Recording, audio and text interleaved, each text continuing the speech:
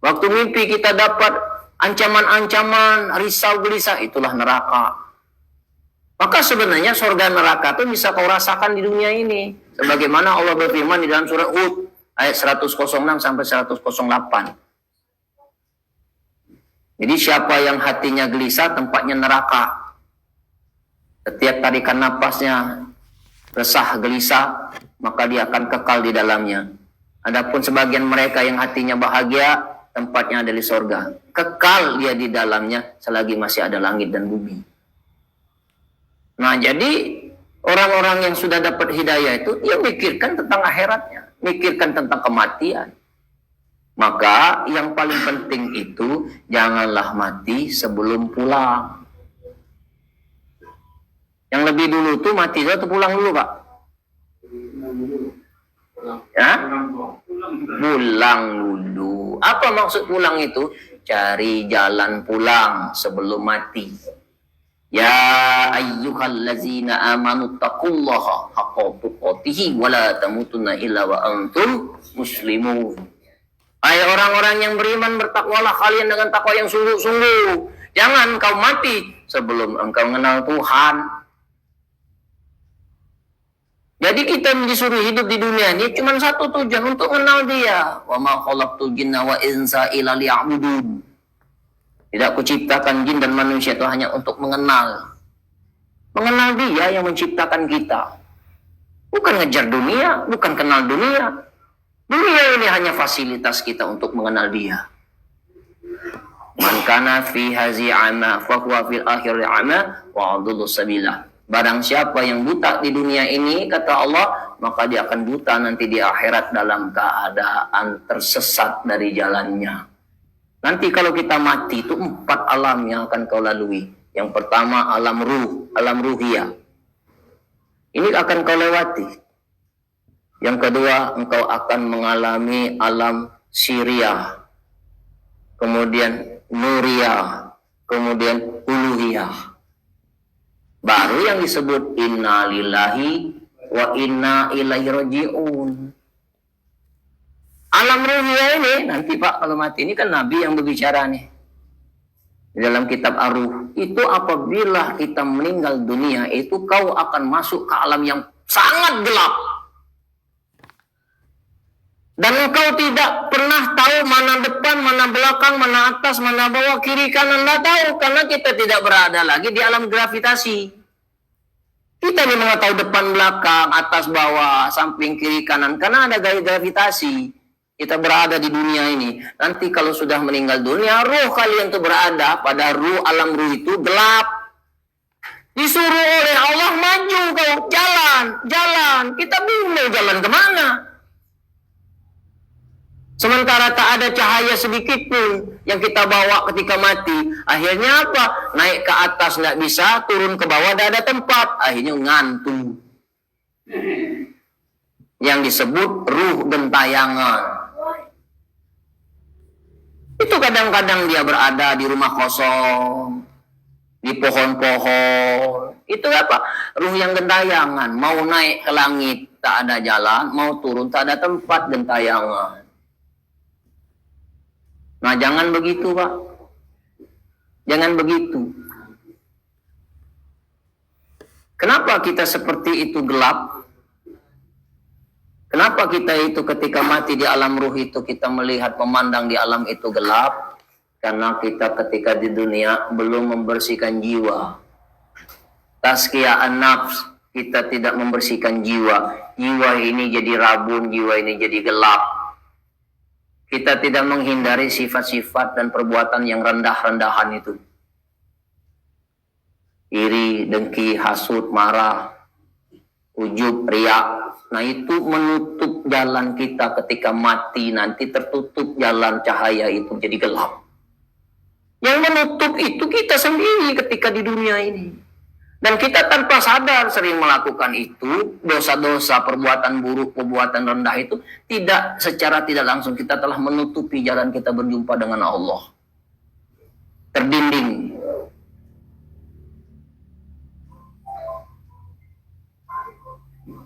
Nah, yang kedua, dia masuk kepada alam siriyah. alam rahasia. Siapa orang yang ketika di dalam alam syiriah itu dia tidak tahu jalan untuk menuju kepada alam nuriyah, itu ada kemelekatan di hatinya selain Allah. Itu yang disebut dengan tasfiyah al-qalb, membersihkan hati. Ada kemelekatan di hati ini selain Allah. Maka kemelekatan itulah yang membuat kita tidak bisa melihat cahaya Allah. Tertutup. Kenapa? Di hatimu ada selain Allah.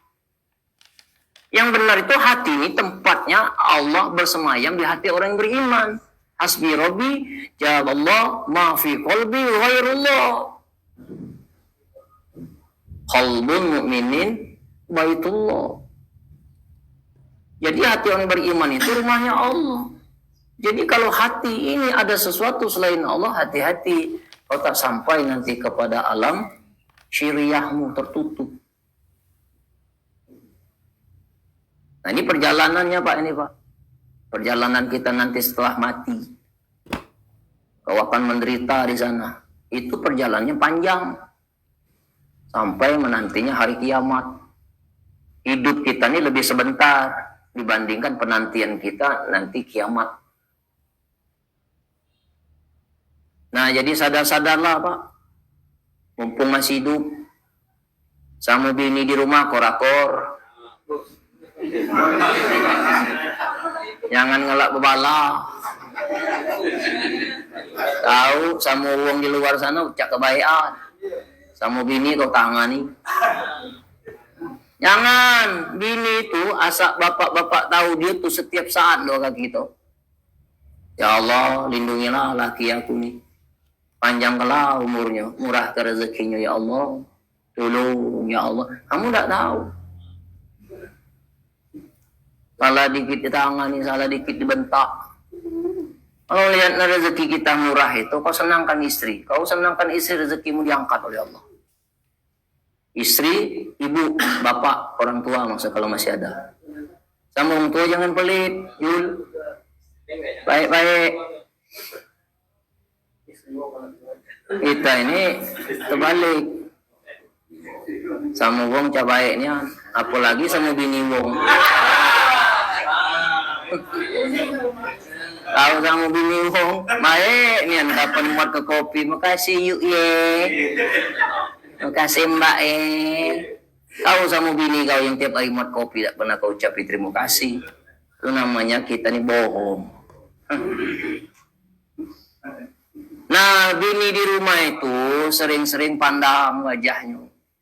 Karena memandang wajah istri itu pahala. Makin banyak mandang wajah istri, makin besar pahala. Yang tidak boleh itu mandang wajah istri orang lain. Tidak boleh. Tidak boleh.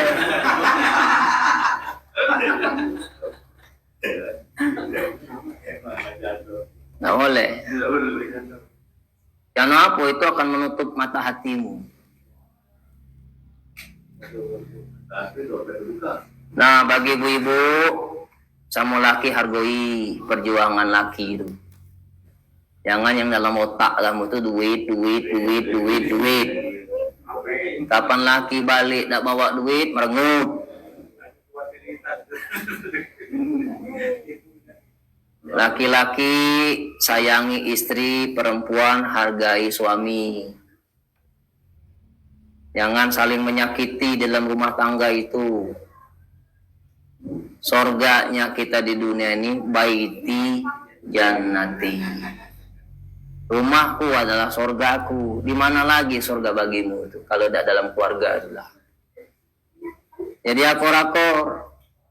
Jangan galak sering ribut.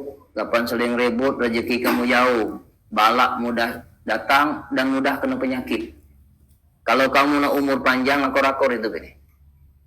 Insya Allah rezeki kamu ditambah oleh Allah. Nah, jadi banyaklah mengingat mati. Nah, mudah-mudahan kita yang hadir di sini bersama keluarga, kita jadi orang yang menjadi ahli kebaikan, ahli syurga, ahli ilmu. Baik, ada yang mau ditanyakan? Silakan nanti ada waktu yang dalam sendiri. Ada yang lainnya, silakan. Ada pertanyaan, oke, jemaah. Cikok be jadilah. Gus, jaga mana? Kita juga bagus. Ayo.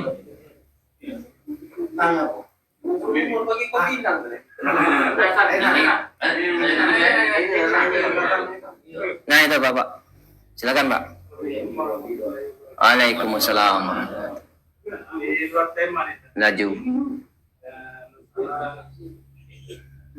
Menghafal Al-Quran jadi menghafal Al-Quran itu supaya lancar atau ngapo yang kita pelajari ini kadang berkali-kali itu apa namanya hafal kita pelajari hafal jadi mungkin apa yang kita lakukan untuk lebih cepat menghafal ayat-ayat Al-Quran tersebut. Itulah iya. Waalaikumsalam. Ngapola kita nih ngapal nih lambat.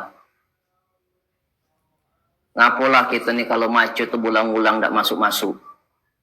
Yang membuat kita itu tidak bisa mudah ngapal itu karena hati kita belum bersih. Dan kita merasa bahwa Al-Quran itu bisa kita kuasai. Maka Allah berfirman, la tuharrik bihi lisanaka lita'jala bi.